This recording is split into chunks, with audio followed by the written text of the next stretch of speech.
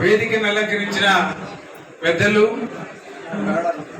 మన జిల్లా అధ్యక్షులైనటువంటి ఉషా శ్రీ చరణమ్మ గారికి, అలాగే హిందూపురం పార్లమెంట్ నియోజకవర్గ పరిశీలకుడైనటువంటి రమేష్ రెడ్డి గారికి, అలాగే వజ్రభాస్కర్ రెడ్డి గారికి, చాన్బాష్ అన్న గారికి, శ్రీకాంత్ రెడ్డి గారికి, ప్రణీత్ రెడ్డి గారికి, కన్వీనర్లు ప్రతి ఒక్కరికి పేరు పేరున మండల కన్వీనర్లకి, అలానే పార్టీ అభిమానులు, వైఎస్ఆర్ కుటుంబ అభిమానులు, వైఎస్ఆర్ కాంగ్రెస్ పార్టీ నాయకులు, జెడ్పీటీసీలు, ఎంపీటీసీలు, పంచాయతీ బోర్డు ప్రెసిడెంట్లు, కౌన్సిలర్లు, అలాగనే జర్నలిస్ట్ సోదరులు ప్రతి ఒక్కరికి స్వాగతం పలుకుతూ, ఈ కార్యక్రమం జరగడానికి కారణం ఏంటంటే రేపు 4వ తేదీన ఆల్మోస్ట్ సంవత్సరం అయిపోయింది, రిజల్ట్ వచ్చి రేపు 4వ తేదీకి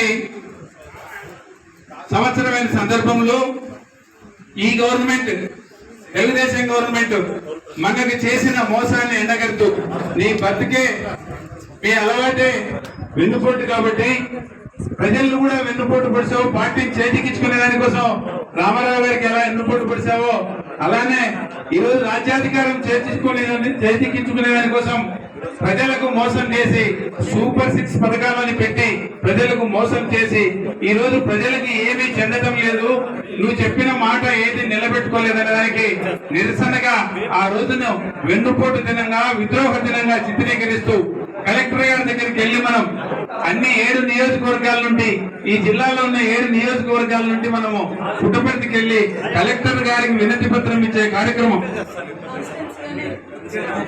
సారీ ఇక్కడ కదిరిలోనే సుధర్లరా, ఇప్పుడు మన సత్తా తెలుస్తుంది. గతంలో మనం పుట్టపర్తికి పోయేవాళ్ళం, ఇప్పుడు పుట్టపర్తికి పోవాల్సిన అవసరంలే. ఈ ఊర్లోనే 7 నియోజకవర్గాల లెక్కల మన నియోజకవర్గం టాప్ లో ఉండే విధంగా వేలాదిగా కార్యకర్తల్ని సమీకరించి, వేలాదిగా రైతు సోదరులు, ఉద్యోగస్తుల్ని, విద్యార్థుల్ని, నిరుద్యోగుల్ని ప్రతి ఒక్కరిని పోగు చేసి భారీగా మనం ఇక్కడ చేరుకొని నిరసన కార్యక్రమం చేపట్టేందుకోసం ఈ రోజు ఒక లోగోని, ఒక పోస్టర్ ని ఆవిష్కరించే దానికోసం మన కోసం ఇంత దూరం మన జిల్లా అధ్యక్షులు వారు, అలానే మన పరిశీలకుడు రమేష్ రెడ్డి గారు ఇక్కడికి రావడం జరిగింది. సోదరులరా, బాగా గుర్తుపెట్టుకోండి, రేపు పల్లెలకు పోయినప్పుడు మన ప్రజలకు తెలియజేయాల్సినప్పుడు ఎందుకు ఉద్యమిస్తున్నారు, ఎందుకు రేపు కదిరిలో మనందరం కథం దొక్కాల్సిన పరిస్థితి వచ్చిందని అడిగినప్పుడు ఇది మనకి చెప్పిన మాటలు. సూపర్ 6 లో భాగంగా మనకి అన్ని చెప్పినారు కదా ఈ ప్రభుత్వము.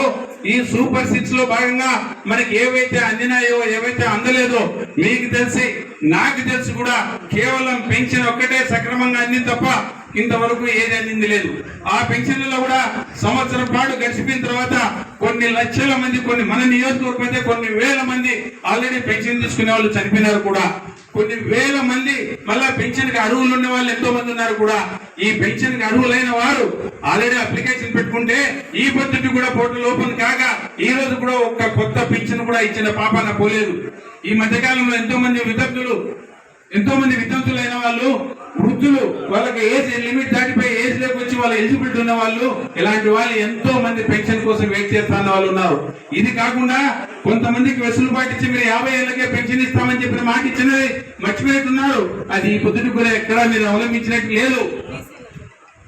బీసీలకి 50 ఏళ్ళకి ఇస్తామని చెప్పినది కూడా ఎక్కడా అవలంబించలేదు. ఒక్క పెన్షన్ల విషయంలో కూడా సక్రమంగా ఇస్తున్నామని చెప్పుకుంటున్నటువంటి మీ పెన్షన్లలో కూడా కొత్త పెన్షన్, ఒక్క పెన్షన్ కూడా ఇచ్చిన పాపాన పోలేదు మీరు. ఇది కూడా గుర్తుపెట్టుకోండి. ఇంకా ఉచిత బస్సులు అంటావా, లేకపోతే ఎంతమంది ఆడబిడ్డలు ఉంటే అంతమందికి నెల 15 అంటే సంవత్సరానికి 18,000 ఇస్తామని చెప్పిన మీరు ఏ ఒక్క హామీని, లాస్ట్ విద్యార్థులు తల్లిదండ్రులు ఇంట్లో 2 పిల్లలు ఉంటే మాకు ఎంతమంది పిల్లలు ఉంటే అంతమందికి తల్లికి దీవెన వస్తుంది. ఈ తల్లి దీవెనతో ఒక స్కూల్లో చదివించుకున్నా కూడా ఇంకొన్ని ప్రైవేట్